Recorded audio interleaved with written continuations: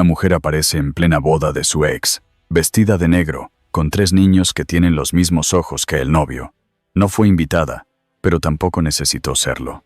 Coloca una carpeta sobre el altar, y lo que sigue no es solo escándalo, es justicia en su forma más pura, porque lo que Alejandro pensó que había enterrado para siempre, acaba de levantarse frente a todos. ¿Te imaginas estar allí? Esto no es solo una historia de traición, es una lección de dignidad. Cuéntanos desde dónde nos escuchas y a qué hora. Queremos leerte en los comentarios. Una carta con borde dorado llegó sin previo aviso, y con ella, el pasado volvió a golpear la puerta. No fue el cartero quien la dejó, sino el portero del edificio, que la encontró caída entre los anuncios del supermercado y un folleto de clases de flamenco. El sobre era grueso, pesado, con caligrafía marcada y un aroma leve a papel encerado. Isabel lo sostuvo entre los dedos con cierta precaución, como si adivinara que lo que estaba dentro no se podía deshacer una vez leído. En el piso tercero, en su pequeño apartamento de Chamberí, la vida tenía un ritmo repetido y silencioso. Las paredes conservaban manchas de humedad viejas, y los radiadores hacían ruidos extraños cuando subía el frío de otoño. Esa tarde, Isabel acababa de llegar con 2 bolsas del supermercado y una mochila escolar deshilachada, colgando de un dedo. Los gemelos, Daniel y Pablo, discutían con entusiasmo infantil sobre si el dinosaurio azul podía volar, mientras Alma se aferraba a su pierna con un osito sin oreja. No había tenido aún tiempo de quitarse los zapatos ni de abrir el correo, pero aquel sobre, ese no podía esperar. Lo abrió con manos temblorosas, tratando de no hacer ruido. Adentro había una tarjeta dura, elegante, con letras en relieve. Alejandro Santamaría y Lucía Torres tienen el placer de invitarle a su ceremonia de matrimonio, Villa Hacienda de Orán, Sevilla, sábado, 4 de la tarde. No hubo rabia, no hubo llanto, hubo un tipo de risa baja, apenas audible, esa que solo escapa cuando algo se rompe en cámara lenta y uno ya no está dentro para evitarlo. Pero lo que la hizo detener la respiración no fue la invitación, fue el pequeño papel doblado que estaba escondido entre los pliegues, sin remitente, sin firma, con una sola frase escrita a mano. Nos mintió a las 2. Isabel se quedó sentada en la banqueta junto al recibidor, sin moverse. Los niños jugaban entre cojines. El horno aún estaba apagado, y la casa olía a nada. Aquella nota tenía el sabor del pasado, del vacío, del «te dije que confíes», que alguna vez ella creyó. Durante casi 3 años había criado sola a sus 3 hijos. Había renunciado a la exposición pública, al escándalo, incluso a la ayuda de su madre, por el simple deseo de desaparecer antes de que la sociedad la devorara con compasión. Pero esa nota, eso era otra cosa. Era una grieta. Esa noche, después de que los niños se durmieron tras el cuento de siempre, un erizo que vivía en la estación de Atocha, Isabel se sirvió una infusión y abrió el cajón más bajo del escritorio. Ahí, donde nadie miraba, entre libretas viejas y un bolígrafo que ya no escribía, estaba la carpeta de tapas negras que Tomás Gutiérrez le había entregado un año atrás. No había querido abrirla desde entonces. No había hecho falta. Ella sabía suficiente. O eso pensaba. Releyó cada documento con la calma de quien repasa una lección ya aprendida. Transferencias bancarias, formularios de renuncia, firmas que no eran suyas pero llevaban su nombre. Tomás le había advertido. No lo hizo para herirte. Lo hizo para borrarte. Y quizás tenía razón. Guardó todo nuevamente, esta vez con menos miedo. Luego fue a la habitación de los niños, besó una frente, luego otra, y se detuvo más tiempo con Alma, que dormía con el pulgar en la boca. Ella había sido la sorpresa. El tercer latido en la ecografía donde solo se esperaban 2. Al volver al recibidor, la invitación seguía allí, sobre la mesa, en silencio, como si aún esperara respuesta. Isabel la levantó y la miró una vez más. Recordó entonces la voz de su abuela, que siempre decía que no se debe acudir a donde no se ha sido invitada, a menos que alguien te haya retado con una mentira. Esa noche no durmió. No por tristeza, sino por claridad. A la mañana siguiente, cuando Daniel pidió su desayuno con voz cantarina, y Pablo discutió si el yogur vencido era peligroso, Isabel ya lo había decidido. Sacó 3 sobres pequeños de la caja de galletas vacía que usaba para guardar fotos. En cada uno, colocó una imagen, una con Daniel gateando, otra con Pablo durmiendo con una galleta en la frente, y la última con Alma, mirando fijamente a la cámara. Les pasó el dedo con cuidado, como quien alisa un recuerdo. Luego, mientras Alma coloreaba en el suelo y los gemelos peleaban por un dinosaurio, ella abrió el navegador en su viejo portátil y buscó Tren Madrid. Sevilla, sábado por la mañana. Un trayecto de 2 horas y media. Lo suficiente para repasar todo, lo justo para llegar sin anticipación. Más tarde, al bajar a la tienda de la esquina, saludó a Paco, el tendero, con una sonrisa tranquila. «¿Y los peques, cómo están?», preguntó él. «Listos para un viaje», respondió ella sin más.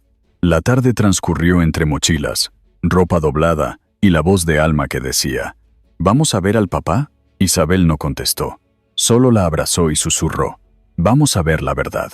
Al anochecer, la ciudad comenzó a guardar sus luces.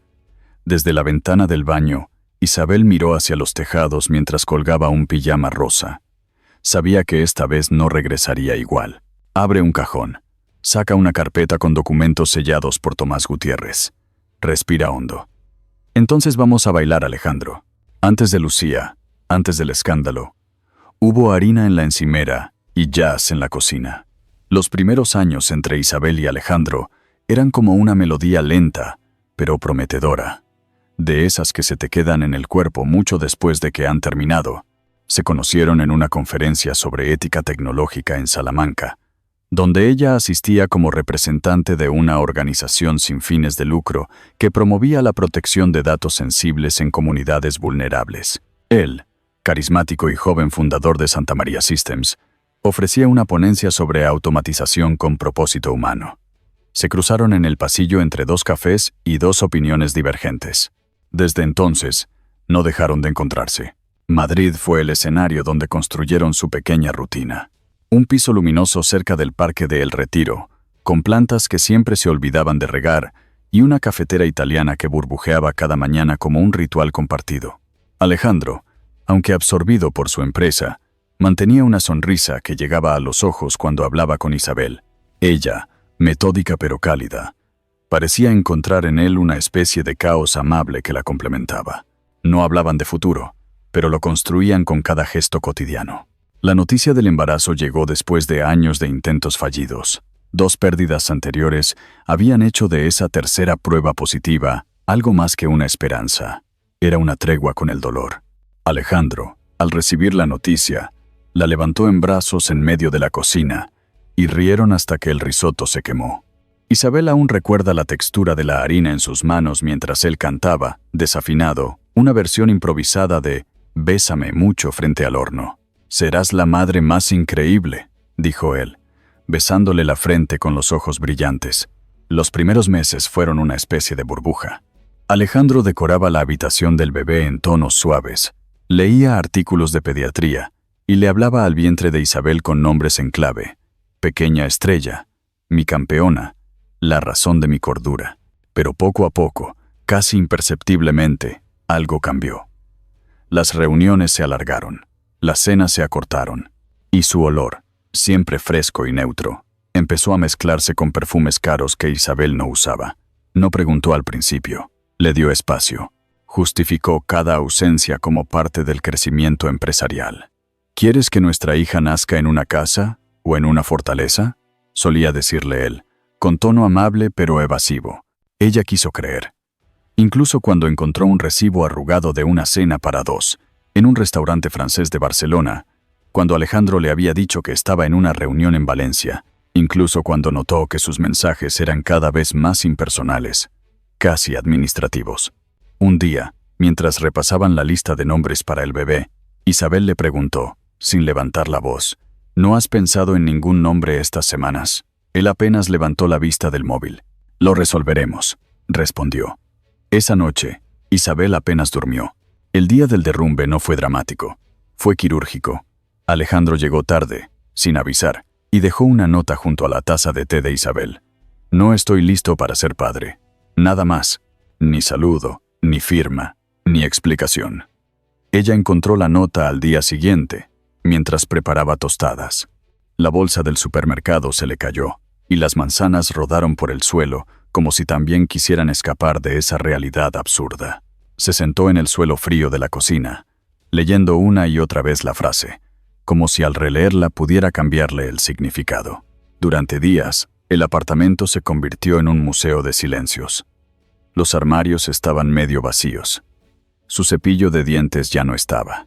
El perfume de Alejandro había desaparecido, pero quedaba una estela de ausencia difícil de limpiar. Isabel no llamó a su madre. No lloró frente al espejo. Solo se movía entre habitaciones con una lentitud nueva, como si su cuerpo también hubiera decidido marcharse, pero aún no encontraba la salida. La visita al médico confirmaba lo que ya sentía. Los bebés estaban bien, pero no eran dos, como pensaron al principio. Eran tres. Uno se había escondido detrás de los otros en las ecografías anteriores. La doctora lo dijo como si fuera un milagro técnico. Para Isabel fue una bofetada dulce. ¿Y ahora qué?, preguntó en voz baja. La enfermera la miró con ternura.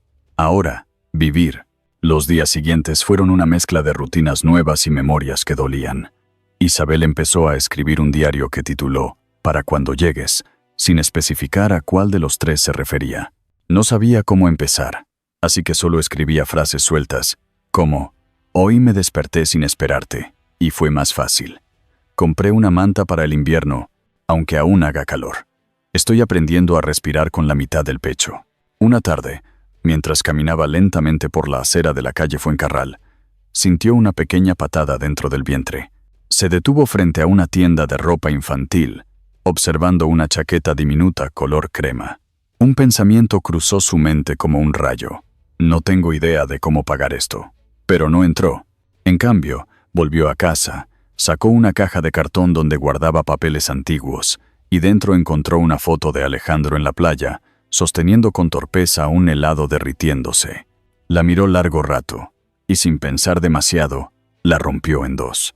Esa noche, mientras la ciudad sonaba lejana desde el patio interior, Isabel se sentó en el borde de la cama y apoyó las manos sobre su vientre.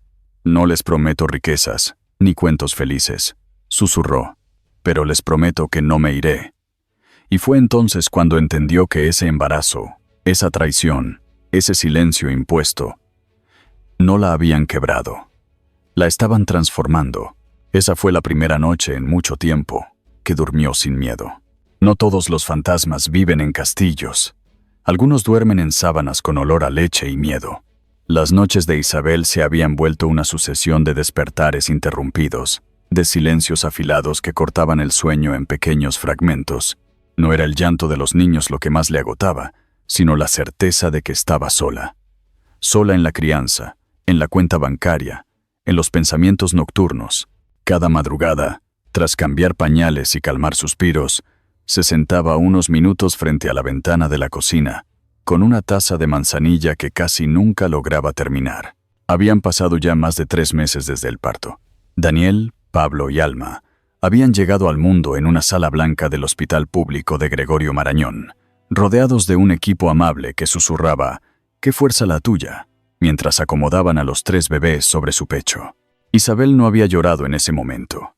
El llanto llegó después, en casa, cuando abrió la puerta con una sola mano mientras en la otra sostenía el portabebés y se dio cuenta de que nadie la esperaba del otro lado. Ni flores, ni notas, ni mensajes. Solo silencio. Durante semanas, vivió como si caminara por la cuerda floja de un circo que nadie miraba. Dormía por turnos, comía lo justo y revisaba los gastos en una hoja de cálculo que le recordaba cada día que lo que tenía no sería suficiente. Vendió el reloj que Alejandro había olvidado. Solicitó una ayuda gubernamental bajo otro nombre para evitar titulares y empezó a hacer correcciones de informes jurídicos desde su portátil mientras los niños dormían sobre su pecho. Nadie la buscó, ni los medios, ni los amigos de antes, ni él. Un jueves lluvioso, al volver del ambulatorio con los 3 pequeños bajo una manta, encontró un sobre empapado metido debajo del cochecito. Era grueso, sin remitente, y dentro había una tarjeta de presentación. Tomás Gutiérrez, investigaciones privadas, discreción garantizada. Durante días, la dejó en el cajón de los cubiertos. como si fuera una cucharilla fuera de lugar. Pero una noche en que Alma tosía, Pablo vomitó su leche, y Daniel no paraba de moverse. La sacó del cajón con dedos temblorosos. Al día siguiente, llamó. La oficina de Tomás estaba sobre una librería antigua en Malasaña, con paredes cubiertas de libros de casos antiguos, marcos con fotos sin color y el olor persistente de café recalentado. Él era un hombre de unos 50, con abrigo de lana y voz pausada. No se sorprendió cuando Isabel dijo el nombre de Alejandro. «No eres la primera que viene por él», murmuró. Le deslizó una carpeta delgada. Ella no la abrió en ese instante. Le bastaba saber que alguien más también lo había visto tal cual era. Durante las semanas siguientes, Tomás trabajó en las sombras mientras Isabel seguía su rutina de madre múltiple. Preparar papillas, calmar llantos, ordenar sin éxito, repetir cuentos de animales con ruidos inventados. Por las noches, mientras los niños dormían, ella encendía su portátil y abría poco a poco las carpetas con los hallazgos de Tomás. Primero, las transferencias de dinero a cuentas offshore. Luego, los documentos con su firma falsificada, los formularios de renuncia a propiedades, las enmiendas al contrato prenupcial que nunca firmó. No lloró, subrayó, marcó, ordenó. Una noche, encontró una carpeta con fotografías. En una de ellas, Alejandro y Lucía salían de un hotel en Ginebra, sonriendo, con batas blancas. La fecha era 6 semanas antes de su parto. Isabel cerró la carpeta, tomó aire y fue a mirar a sus hijos. Dormían juntos, abrazados entre ellos. Alma sostenía el pulgar de Daniel con fuerza. «Esto no es para mí», pensó. «Esto es para ellos». Decidió no actuar con rabia, solo con verdad. Al día siguiente, fue a ver a Tomás y le pidió que rastreara cualquier vínculo legal entre Alejandro y las propiedades que aún no estaban a su nombre. También le pidió algo más delicado, rastrear a Lucía Torres.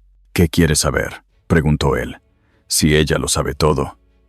«O si también le mintió», respondió Isabel, mientras abrochaba el abrigo de Alma. Ese mismo día, de regreso a casa, encontró una carta entre las facturas del gas. Era una invitación a una boda. Alejandro Santamaría y Lucía Torres tienen el placer de invitarle. El sobre era elegante, con ribetes dorados. Lo leyó sin sorpresa. Lo que sí le detuvo fue una nota doblada entre las capas. «Nos mintió a las 2». Guardó la nota en su diario y esa noche sacó del armario una maleta de mano. No la llenó aún. Solo la dejó abierta, como quien permite que entre el aire del cambio. Al día siguiente, compró 3 sobres y metió una foto de cada hijo. Escribió detrás: «Para cuando preguntes por su historia». La noche antes de decidir si asistiría a la boda, volvió a revisar las carpetas. Había una en particular que no recordaba haber abierto. Contenía grabaciones de voz. Escuchó una. Era Alejandro. «Son míos. Vale. Sé que lo son. Pero no estoy preparado para esa vida. No con ella. Solo firma lo que quiera. Que se vaya». Isabel cerró los ojos, dejó el móvil sobre la mesa y respiró. Ya no era sorpresa. Era confirmación. La mañana siguiente, mientras paseaba con el carrito por el barrio, se cruzó con una vecina que no veía desde hacía meses. «Isabel, te ves más fuerte», dijo la mujer. Ella sonrió suavemente. «No me siento fuerte», respondió, «pero ya no me siento invisible». Esa tarde, cuando los niños dormían la siesta, Isabel se sentó en la mesa de la cocina y abrió una hoja en blanco. Escribió los nombres de sus hijos, uno por uno. Luego, debajo, anotó un destino. «Sevilla», sostuvo la carpeta de Tomás, la carta de invitación y las fotos. Todo lo que necesitaba estaba allí. Por primera vez, no sintió rabia ni miedo. Sintió propósito, una dirección. La observó por un momento. «No parece sorprendida». «No lo estoy», dijo. Luego se puso de pie. «Ahora veamos qué sabe la novia». Lucía llevaba 2 noches sin dormir bien. El cansancio no venía de los preparativos, ni de los detalles de última hora que rodeaban la ceremonia. Era otra cosa. Era esa inquietud silente que se pegaba a los huesos, como humedad. Desde hacía unos días, una figura sin rostro visitaba sus sueños. Una mujer de negro, quieta, de pie al fondo del pasillo de la villa, con 3 niños tomados de la mano. No hablaba, solo miraba. El cuarto donde Lucía dormía, o más bien, fingía dormir, era una suite amplia en la planta alta de la hacienda de Orán, a las afueras de Sevilla. Las cortinas de encaje filtraban una luz cálida y anaranjada al final de la tarde, mientras el jazmín en la terraza dejaba un aroma espeso. Todo era perfecto en apariencia. Las sábanas blancas recién planchadas. El vestido de novia colgado con cuidado sobre un biombo antiguo. Las cajas de zapatos ordenadas al pie de la cama. Y sin embargo, el aire parecía cargado, como si alguien más hubiese estado allí antes que ella. Lucía se levantó descalza y caminó hacia el escritorio. El portátil de Alejandro seguía encendido. No era la primera vez que lo dejaba abierto. Al principio, ella lo consideraba un gesto de transparencia. Últimamente, lo sentía como descuido. Sin saber por qué exactamente, se sentó y comenzó a revisar las carpetas. Abrió primero las de finanzas, nombres de empresas holding, pagos clasificados como consultoría, movimientos extraños a cuentas en Luxemburgo. Nada que pudiera explicar en voz alta. Luego pasó a las llamadas. Entre los contactos, uno la hizo detenerse. Ver Vidal. Un número que sonaba cada pocos días, sin dejar mensajes. Intentó no sacar conclusiones, pero algo en su estómago se revolvió. Abrió la carpeta de documentos privados y allí encontró lo que no estaba buscando, pero temía hallar.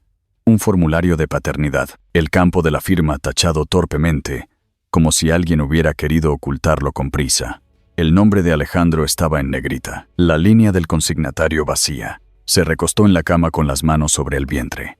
No estaba embarazada, pero se sentía igual de vulnerable.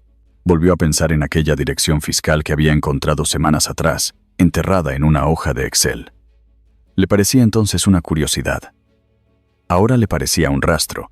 Sacó del cajón una hoja arrugada, la nota manuscrita que había enviado sin saber si llegaría. Nos mintió a las 2. La había escrito con la esperanza de que, si había otra mujer, esa también mereciera la verdad. Un golpe seco en la puerta la hizo incorporarse. Era Rosario, la encargada de la hacienda. Traía el menú de la cena y una lista de confirmación de invitados. Lucía intentó sonreír, pero Rosario la miró con la expresión de quien intuye más de lo que dice. ¿Está todo en orden, señorita?, preguntó con tono bajo. Lucía asintió. Sí, solo un poco de insomnio. Rosario dejó los papeles y salió sin más. Antes de cerrar la puerta, dijo: hay silencios que pesan más que el ruido. Lucía no supo qué responder. Cuando quedó sola de nuevo, se dirigió al baño y se mojó el rostro. Su reflejo en el espejo parecía más delgado, más pálido. Había perdido algo, pero aún no sabía qué.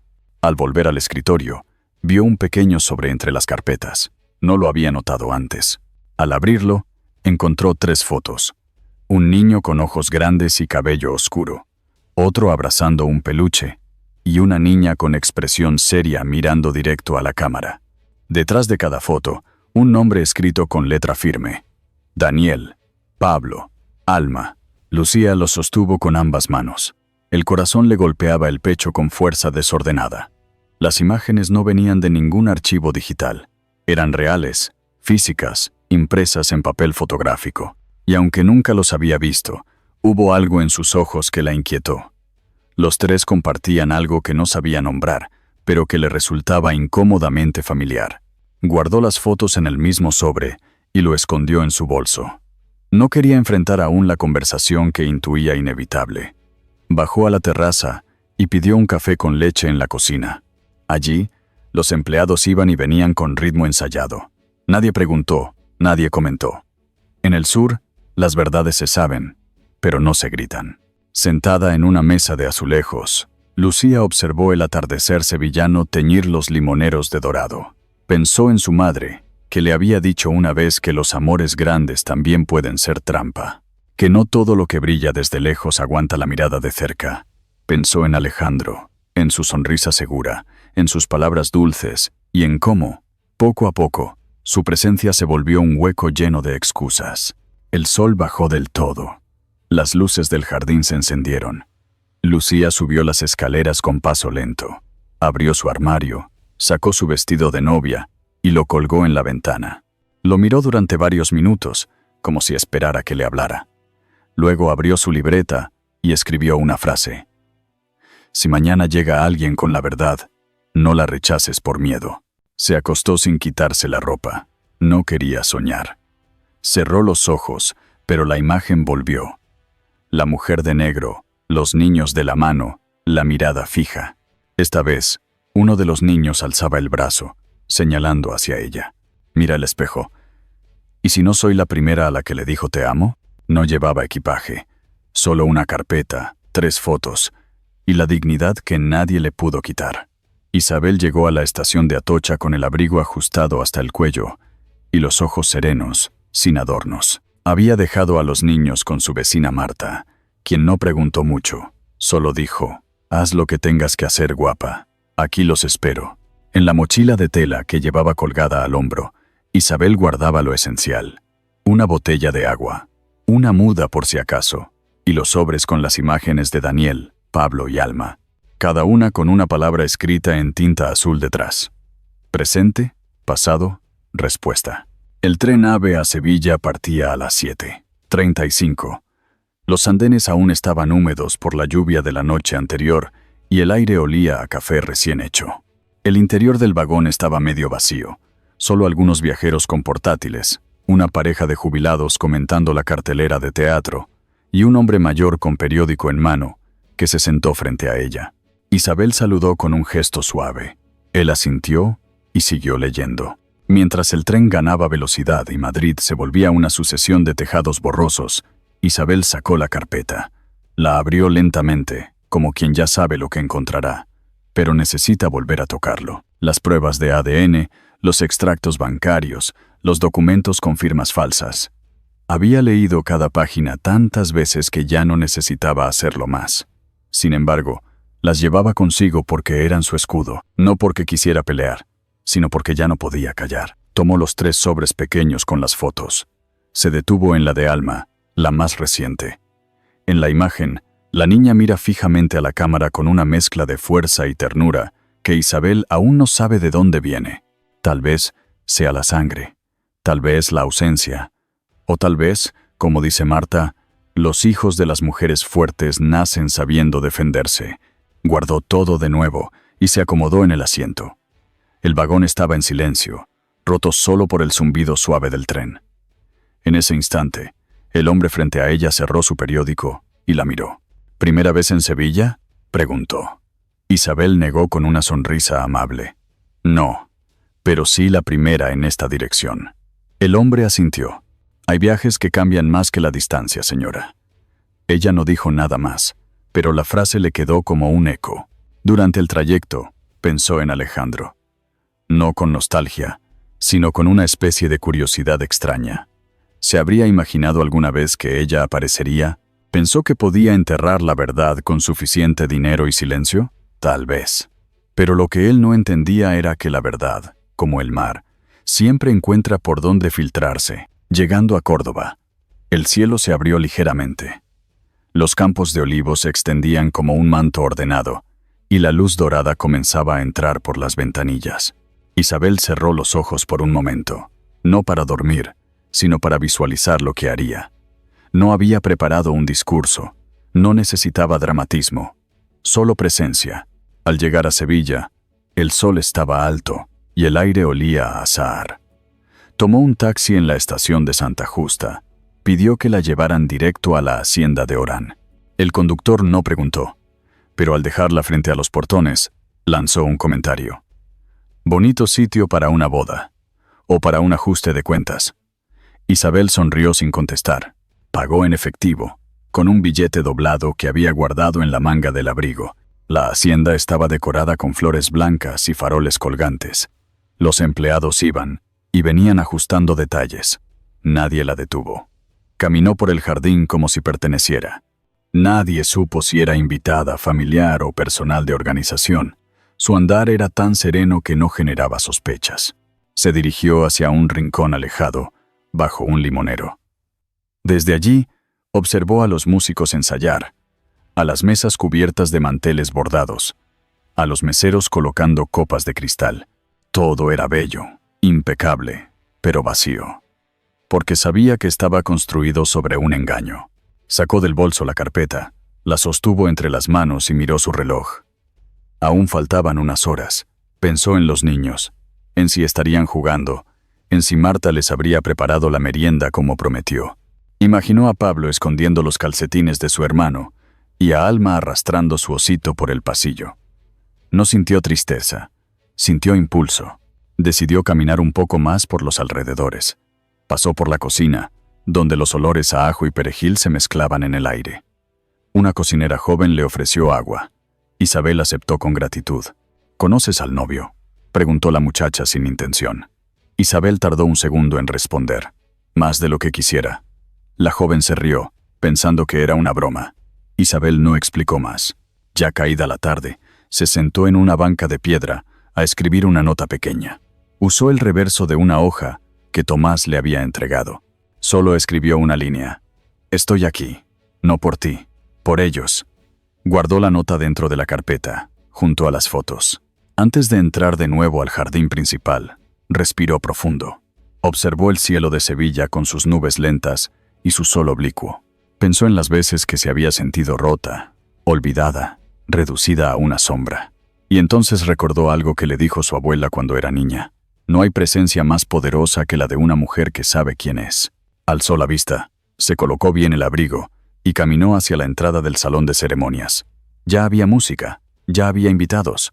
Y Alejandro aún no sabía que ese día no sería solo su boda. También sería el día en que la verdad, por fin, pediría su sitio. Al bajar del tren, pisa tierra sevillana con paso firme.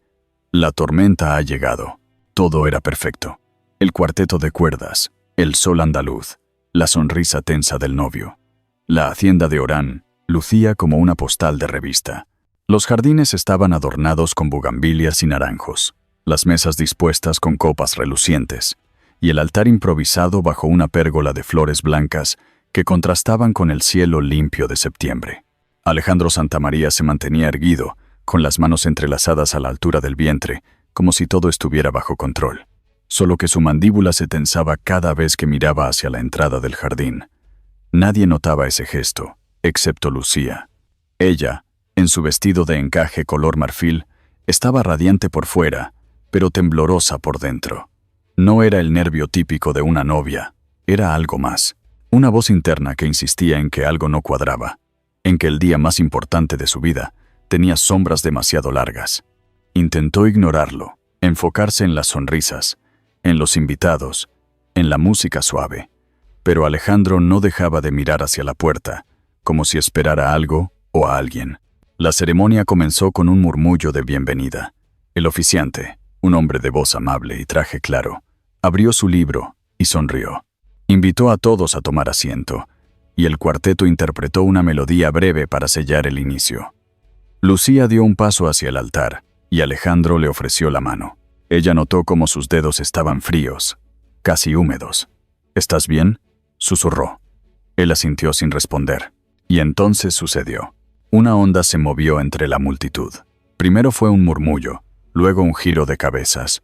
Desde la entrada del jardín, una figura apareció sin apuro. Isabel Romero caminaba con paso firme, sin maquillaje, sin joyas, con un vestido negro de líneas sobrias. A su lado, 3 niños pequeños avanzaban tambaleantes, tomados de la mano. Nadie hablaba, ni siquiera los músicos. Fue como si alguien hubiera apretado el botón de pausa en la realidad. Lucía, al verla, no reaccionó de inmediato. Solo notó que Alejandro soltó su mano. Su expresión cambió de concentración a un blanco inmóvil, como si todo su cuerpo se hubiera congelado en una pesadilla ensayada 1000 veces. Isabel no miró a nadie. Caminó lentamente por el pasillo entre sillas, sin tocar a nadie, sin pedir permiso. Los invitados se hicieron a un lado como si supieran, instintivamente, que su presencia no podía ni debía ser detenida. Al llegar cerca del altar, Isabel se detuvo junto a un pequeño pedestal de piedra, decorado con flores. Abrió su bolso y sacó una carpeta color crema. La colocó allí, con una delicadeza que contrastaba con el temblor que ahora recorría a todos los presentes. Luego, sin decir palabra, Caminó hacia la última fila y se sentó. Los niños se subieron a su regazo. Uno apoyó la cabeza en su hombro, otro se chupaba el pulgar, el tercero murmuraba algo en su oído. Isabel les acariciaba la espalda con movimientos lentos. El oficiante cerró su libro en silencio. La violinista bajó el arco. Nadie osaba moverse. Lucía, confusa, se adelantó un paso y tomó la carpeta. Sus manos temblaban al abrirla. Dentro, 3 documentos, informes de ADN, con el nombre de Alejandro Santamaría en la cabecera. Daniel, Pablo, Alma. 3 análisis, 3 firmas, 3 verdades. Pasó las páginas una por una. Las fechas coincidían. Los marcadores genéticos eran concluyentes. Miró a Alejandro, que no se defendió. No movió un músculo. No negó. Solo tragó saliva. Lucía sintió una punzada en el pecho, como si el aire se le hubiera llenado de agujas. Cerró la carpeta con un movimiento lento y la sostuvo contra su abdomen. Me preguntaste si quería saber toda la verdad. Pues ya la tengo, dijo con voz clara pero rota. Algunos invitados se cubrieron la boca. Otros bajaron la mirada. Nadie se levantó. Nadie protestó. Era como si todos supieran, en el fondo, que aquella mujer y esos niños no eran fantasmas. Eran la deuda no pagada que volvía para exigir su lugar. Isabel no se movía. Solo sus ojos estaban fijos en Alejandro. El niño en su regazo le tocó el brazo y preguntó: «Mamá, ¿ese es el hombre de la foto?» Isabel no sonrió. Solo asintió con suavidad. Lucía se volvió hacia los invitados, luego hacia Alejandro. «Le mentiste a ella. Me mentiste a mí. Construiste todo esto sobre una mentira». Él se acercó, extendiendo la mano. «Lucía, escúchame». Ella retrocedió. «No, tú escucha, porque ella ya lo hizo, y mira dónde la llevó». Dejó caer la carpeta a sus pies. Una de las páginas voló hacia el pasillo, aterrizando junto al zapato de una invitada. El oficiante, desconcertado, bajó del altar. «Creo que pausaremos la ceremonia». Pero no fue una pausa. Fue un final. Alejandro miró a su alrededor. Ya no podía controlar nada. Ni a la novia que ya no confiaba en él, ni al pasado que ahora tenía ojos, piernas, voz. Clara no. Isabel se levantó. Acomodó la cabeza de su hijo sobre el hombro y metió la mano en su bolso. Sacó un pequeño teléfono negro. «Recordémosles a todos», dijo. Tocó un botón y su voz resonó en el jardín. Era una grabación, la de Alejandro. «Son míos, ¿vale? Sé que lo son, pero no estoy preparado para esa vida. No con ella. Solo firma lo que quiera. Solo quiero que se vaya». Silencio. La voz de Alejandro continuaba. Fría, distante, como si hablara de alguien más. «Transfiere lo que quiera, pero que no aparezca». El aire se volvió espeso. Incluso los pájaros callaron. Alejandro abrió la boca, pero ningún sonido salió. Isabel guardó el móvil. «Eso fue un mes antes de dar a luz», dijo. Luego se giró y caminó con sus hijos. Nadie la detuvo. Lucía la miró alejarse.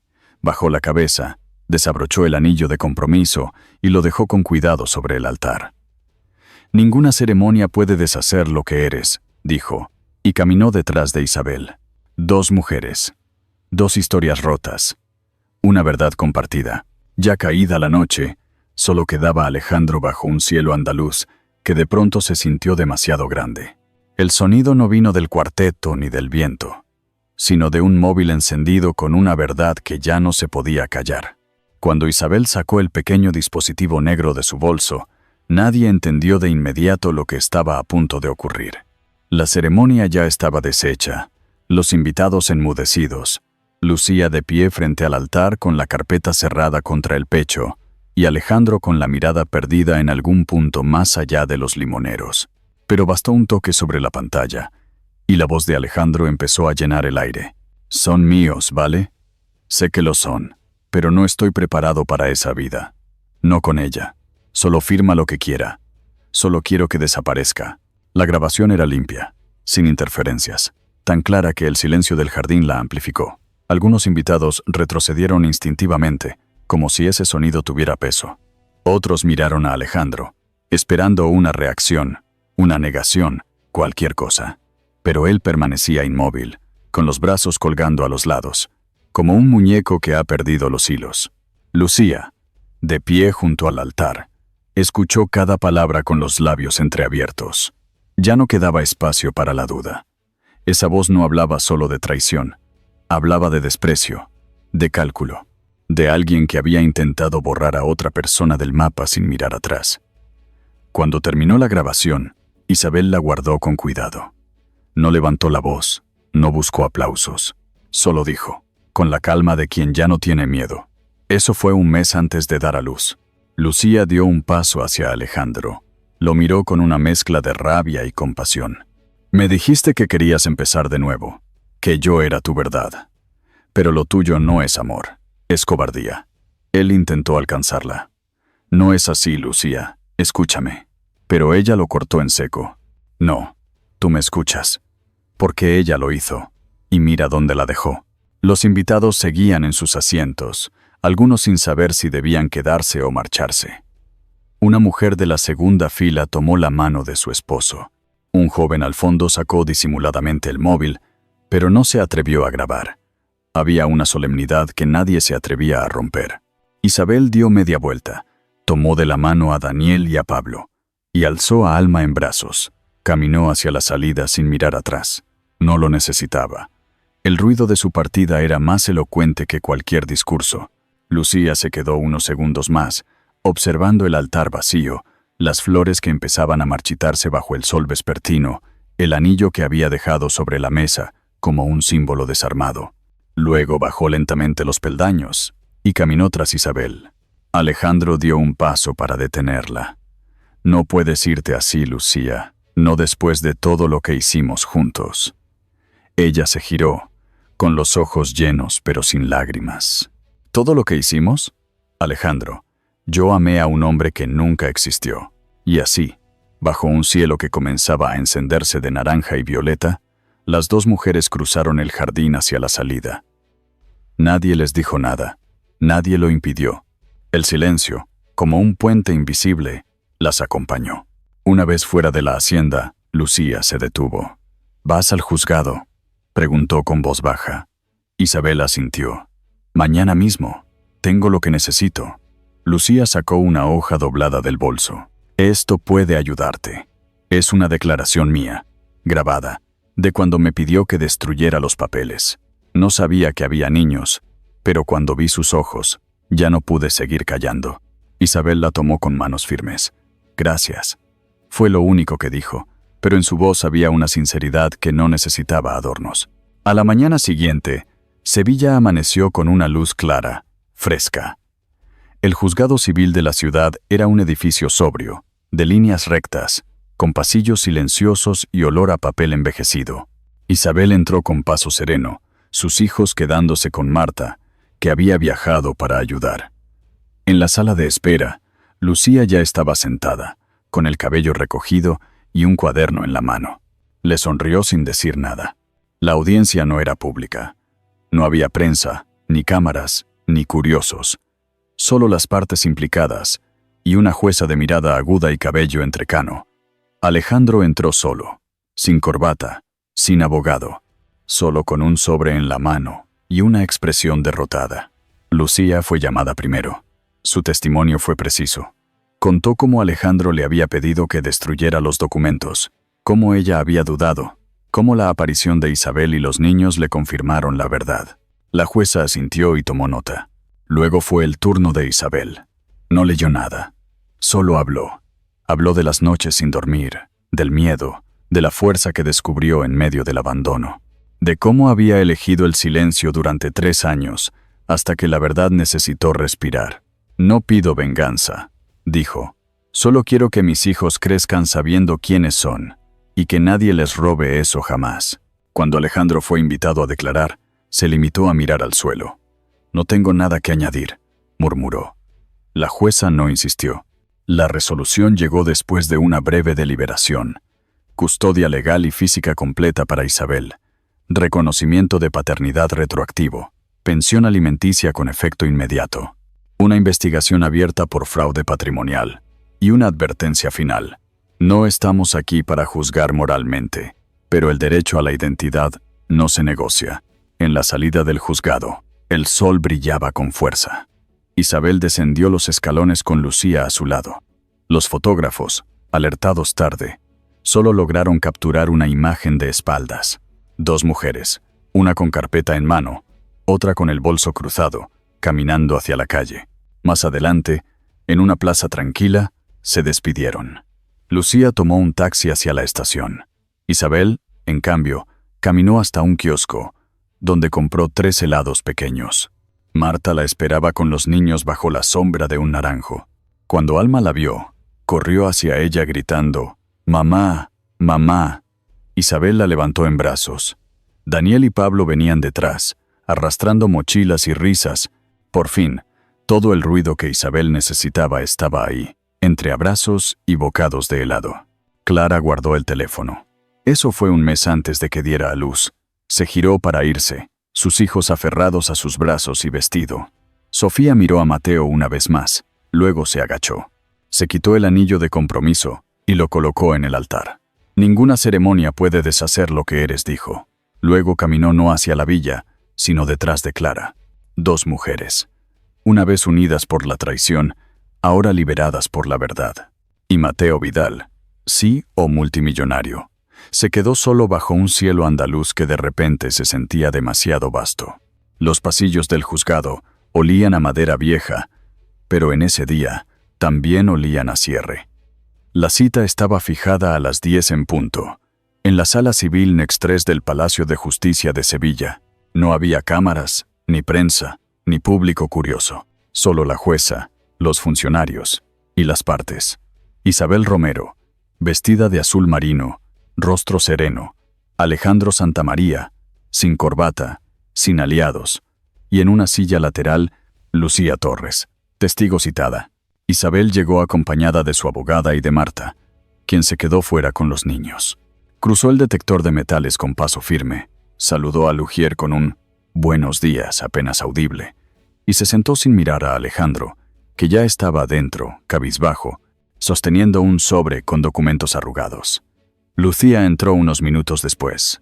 Su presencia no era obligatoria, pero había decidido estar. Saludó a Isabel con una inclinación leve de cabeza y se sentó cerca del estrado, donde los testigos aguardan su turno para hablar.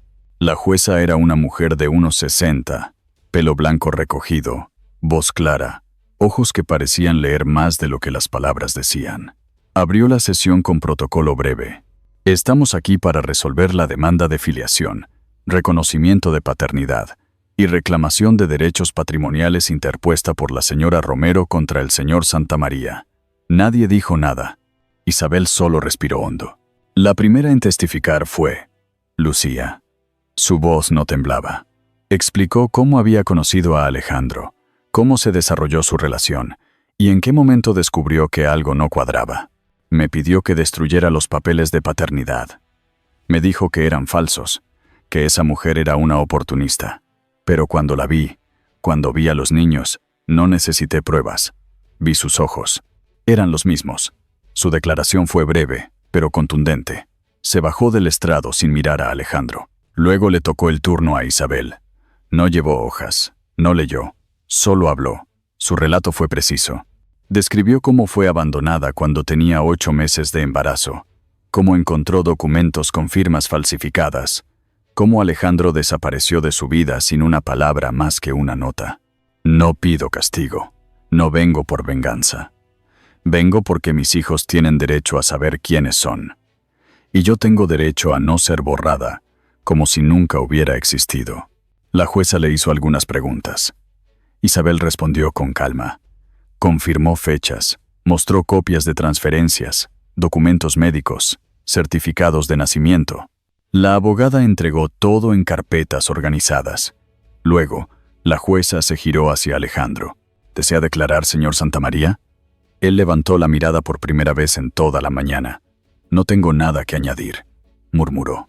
La jueza esperó un momento, por si cambiaba de opinión, pero no lo hizo. La sala quedó en silencio mientras se revisaban los documentos. La funcionaria del tribunal marcaba con sello cada hoja, cada prueba. El sonido del sello era seco, repetitivo, Un ritmo burocrático que, sin embargo, pesaba como campanadas. Al cabo de 40 minutos, la jueza pidió un receso de 15 minutos para deliberar. Todos salieron al pasillo. Isabel se sentó en un banco de madera. Marta apareció con los niños desde la sala de espera contigua. Alma le mostró un dibujo, 4 figuras de palitos tomados de la mano. Isabel acarició su cabello sin hablar. Cuando regresaron a la sala, la jueza ya estaba en su sitio. Pidió a todos que tomaran asiento y anunció la sentencia con voz firme. El tribunal reconoce la paternidad del señor Alejandro Santamaría respecto a los menores Daniel, Pablo y Alma Romero. Se establece la custodia física y legal exclusiva a favor de la señora Romero. Se ordena el pago retroactivo de manutención correspondiente a 3 años, así como una compensación por los gastos médicos y de crianza asumidos unilateralmente. En cuanto al patrimonio, dada la ocultación deliberada de activos y la falsificación de documentos, se otorga a la demandante un 40% de participación en la empresa Santa María Estratégica, correspondiente al valor de su contribución indirecta al desarrollo del negocio durante los años de convivencia. Alejandro no dijo una palabra, solo bajó la cabeza. Ni siquiera reaccionó cuando la jueza añadió: se derivan los antecedentes a la Fiscalía para evaluar posibles delitos de falsedad documental y fraude patrimonial. La sala se quedó en silencio. No hubo aplausos, ni suspiros de alivio, solo respiraciones contenidas que ahora se soltaban poco a poco. La jueza cerró el expediente, agradeció la presencia de los testigos y levantó la sesión. Isabel salió del juzgado sin mirar atrás. En la escalinata del edificio, Marta la esperaba con los niños. Daniel sostenía un paquete de galletas, Pablo una pelota de goma, y Alma dormía en brazos. Tomó las manos de sus hijos y bajó los escalones con calma. Al cruzar la puerta principal, un grupo de fotógrafos intentó acercarse, pero no lo lograron. Isabel no se detuvo. No aceleró el paso. Solo avanzó. Cruzaron la plaza, bajo un cielo nublado. El sol luchaba por salir detrás de las nubes, como si también quisiera ver el final de la historia. Daniel preguntó: ¿Ya no estamos en problema, mamá? Isabel lo miró y le sonrió. No, cariño, ya no. Se detuvieron en un kiosco. Compraron 3 botellitas de zumo, una bolsa de pipas y 2 cromos. Marta hizo una foto con su móvil. Isabel sentada en un banco, rodeada de sus hijos, riendo con una naturalidad que no se le veía desde hacía años. No había maquillaje, ni filtros, ni poses. Solo verdad. Al otro lado del juzgado, Alejandro salía por una puerta lateral, solo, con un sobre bajo el brazo. Un reportero intentó seguirlo, pero él levantó la mano con gesto de cansancio. Nadie lo esperaba. Ningún chofer, ningún aplauso, ninguna lucía. La ciudad seguía su curso. Las palomas revoloteaban en la plaza. El tranvía pasaba con su zumbido eléctrico. Los vendedores ambulantes gritaban ofertas.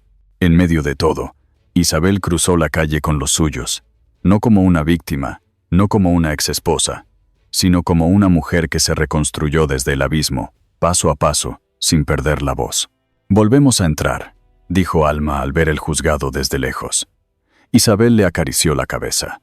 «No, cariño, ese capítulo está cerrado», y siguieron caminando. Ya no había discursos, ni abogados, ni jueces. Solo 3 voces pequeñas en un hogar que volvía a respirar. La vida después del juicio no fue una celebración ruidosa, sino una reconquista silenciosa. Isabel regresó a casa con los niños y con una sensación nueva en el pecho, parecida al alivio, pero más suave, más honda. Había ganado, sí, pero lo más importante era que ya no tenía que demostrar nada más. Lo esencial ya estaba claro para quienes de verdad importaban. El piso nuevo estaba en el barrio de Triana, en Sevilla, una planta baja modesta pero luminosa, con un pequeño patio interior donde colgaban la ropa recién lavada y unas macetas de albahaca y perejil que Daniel insistía en regar cada tarde. No había lujos, había cosas suyas. Una alfombra heredada de su madre, las cunitas que ella misma montó, los dibujos de los niños pegados con celo en la nevera. Las paredes, aún blancas, olían a pintura fresca y a posibilidad. Aquella tarde de primavera, el aire entraba por las ventanas abiertas, mezclando el sonido de la calle con las voces de Pablo y Alma, que jugaban a las tiendas con una caja de cartón. Daniel hojeaba un libro de animales sobre la alfombra, concentrado, con los pies cruzados. Isabel preparaba la merienda, tostadas con tomate y aceite, como le gustaban a ellos, y un vaso de leche con cacao para cada uno. Mientras partía el pan, escuchaba cómo Alma decía: «Hoy, señora, tenemos peras mágicas que curan la pena». Pablo le respondía con una moneda de juguete: «Quiero 2, por favor, para mi mamá, que está cansada». Isabel no pudo evitar reír. Se asomó por la puerta de la cocina y los observó un momento. Eran niños, solo niños, no pruebas de ADN, no víctimas de nada, solo hijos, viviendo su infancia como debía ser. Se sentaron a merendar en la mesa pequeña del salón. Daniel comentó que su jirafa de peluche ya no tenía orejas, y que quizás eso le hacía oír mejor. Alma preguntó si los dibujos que hacía podían enviarse por correo. Pablo, con la boca llena, quiso saber por qué los pájaros no tenían nombres como ellos. Isabel respondía a todo con la ternura de quien ha esperado mucho tiempo para solo escuchar preguntas tontas y dulces. Después de comer, Alma se acercó con un dibujo. Era un corazón grande, dentro del cual había 4 figuras. Una mujer con trenza, 3 niños con brazos extendidos y un fondo de colores. «Somos nosotros», explicó. Isabel acarició su mejilla. «Es el dibujo más bonito que he visto». La niña le pidió que lo pegara en la pared, al lado de la ventana. Isabel lo hizo, con el cuidado con el que se cuelga un cuadro de museo. Esa noche, después de bañar a los niños y leerles una historia, Isabel se sentó sola en la mesa de la cocina. La casa estaba en silencio. En una caja de madera que había traído desde Madrid, guardó el dibujo de Alma, el cuaderno donde había anotado frases durante el embarazo, y la carpeta con las pruebas del juicio. No como un acto de olvido, sino como quien cierra una etapa y la guarda en el sitio justo. Antes de irse a dormir, salió al patio. El aire estaba templado. Se escuchaba un acordeón a lo lejos y el murmullo de algún vecino preparando la cena tarde, como es costumbre. Levantó la mirada al cielo y por primera vez en mucho tiempo no pidió nada, solo dio gracias. A la mañana siguiente, recibió una carta. No tenía remitente conocido, pero el papel era elegante, y dentro había una nota manuscrita. «Nos conmovió tu historia. Queremos publicarla, si estás dispuesta. Sin amarillismo, solo verdad». Venía firmada por una pequeña editorial andaluza que publicaba relatos de mujeres resilientes. Isabel leyó la nota 2 veces. Luego la dejó sobre la mesa y fue a preparar el desayuno. No decidió nada en ese momento. Pero esa noche, cuando los niños dormían, escribió en su cuaderno: «Tal vez contar mi historia no sea revivirla, sino liberarla». Esa misma semana, llamó a su madre. Hacía meses que no hablaban más allá de frases prácticas. Esta vez fue distinto. Hablaron sin reloj. Su madre le dijo: «Estoy orgullosa. No por cómo terminaste todo, sino por cómo te mantuviste entera». Isabel sonrió. «No siempre estuve entera, mamá». Y su madre respondió: «Pero nunca te rompiste del todo. Eso es lo que cuenta». Durante los días siguientes, la casa se llenó de nuevos sonidos. Daniel aprendiendo a deletrear, Pablo corriendo con una capa hecha de sábana, Alma cantando canciones inventadas. Isabel retomó pequeños trabajos de revisión jurídica desde casa, y una vecina le ofreció compartir el cuidado de los niños por las tardes para que pudiera escribir. Todo parecía ir encontrando su lugar, poco a poco, como piezas de un rompecabezas que al fin encajaban. Un día, mientras recogía la ropa del tendedero, Alma se acercó con una pregunta inesperada. «Mamá, ¿papá nos va a querer algún día?» Isabel se agachó, le tomó las manitas y le dijo: «Lo importante no es eso, cielo. Lo importante es que yo nunca dejé de quereros». Alma asintió como quien entiende algo sin necesitar más explicaciones. Esa noche, Isabel encendió una vela en la cocina. No por ritual, sino por calor. Abrió su portátil y escribió las primeras líneas de lo que quizás sería su libro.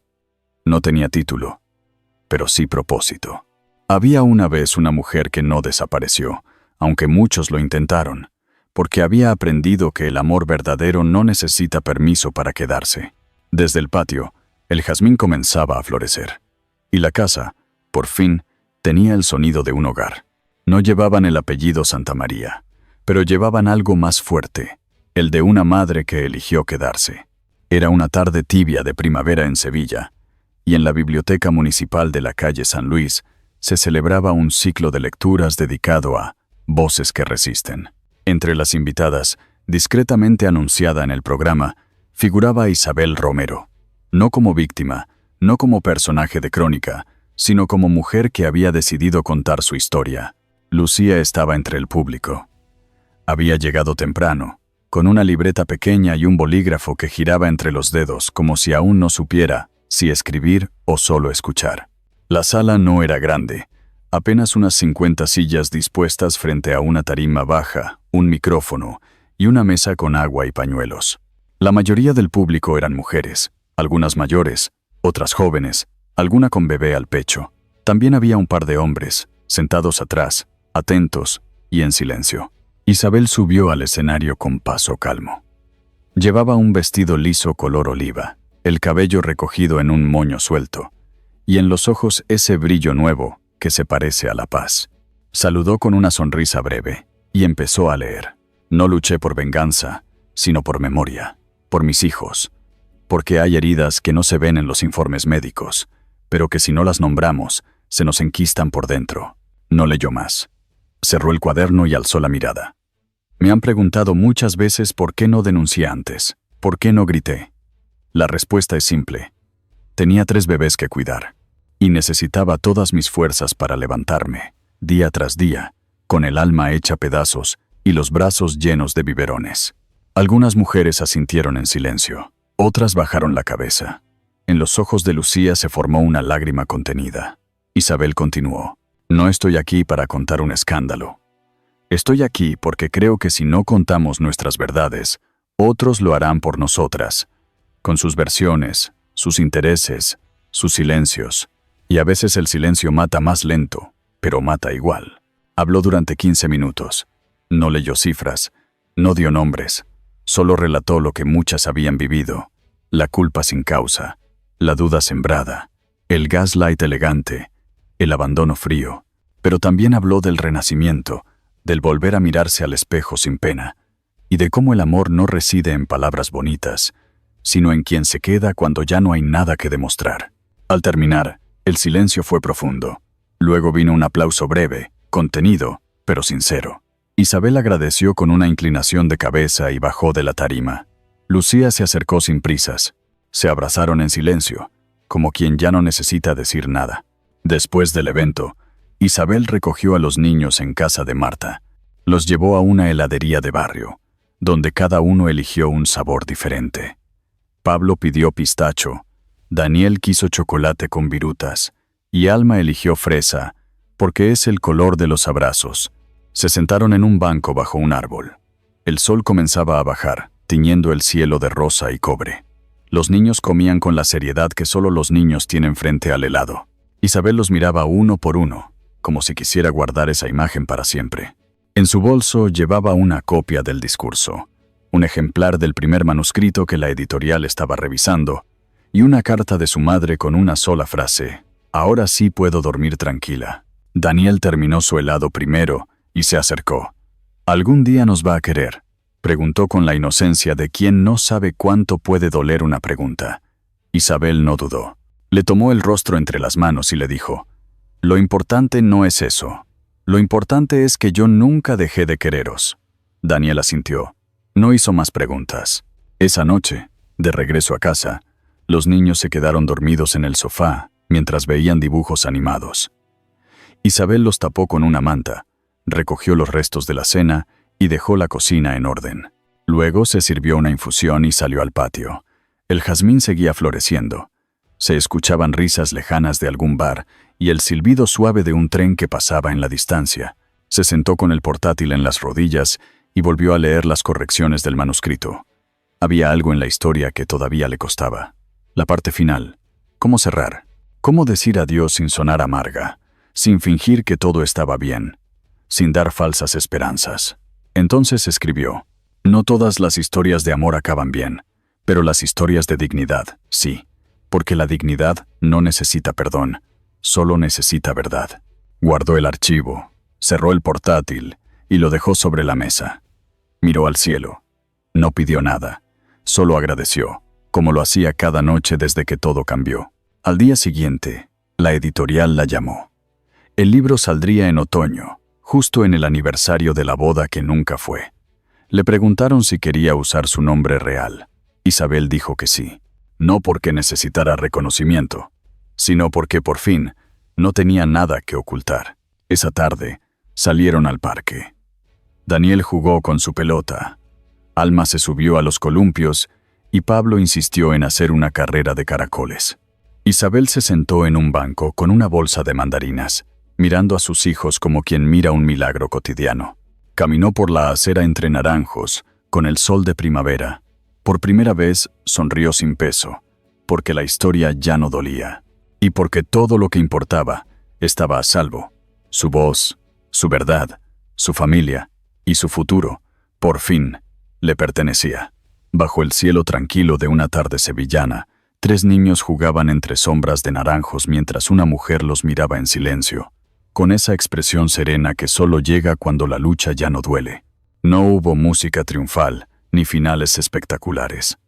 Solo una verdad dicha con calma, una dignidad recuperada sin ruido, y el corazón de una madre latiendo sin miedo, como una casa encendida por dentro. Porque al final, lo que Isabel enseñó no fue cómo ganar un juicio, sino cómo mantenerse en pie cuando todo a tu alrededor se derrumba. En su silencio hubo fuerza, en su ternura, una resistencia invencible. Aprendimos que el amor no se mide por las promesas rotas, sino por los gestos que permanecen, cuando todo lo demás se va, como los faroles antiguos en los patios andaluces, que no necesitan luz eléctrica para recordar que un día brillaron con fuego propio. Tal vez haya alguien, allá donde estés, que también eligió quedarse en tu vida sin hacer alarde, sin pedir nada a cambio. Tal vez seas tú esa persona para alguien más. Tómate un momento para pensar en ello. La bondad no siempre hace ruido, pero deja huella. Si esta historia te ha tocado el alma, te invitamos a compartirla con quienes aún creen que la verdad, dicha con amor, puede sanar incluso las heridas más hondas. Porque a veces, lo más valiente que se puede hacer es quedarse.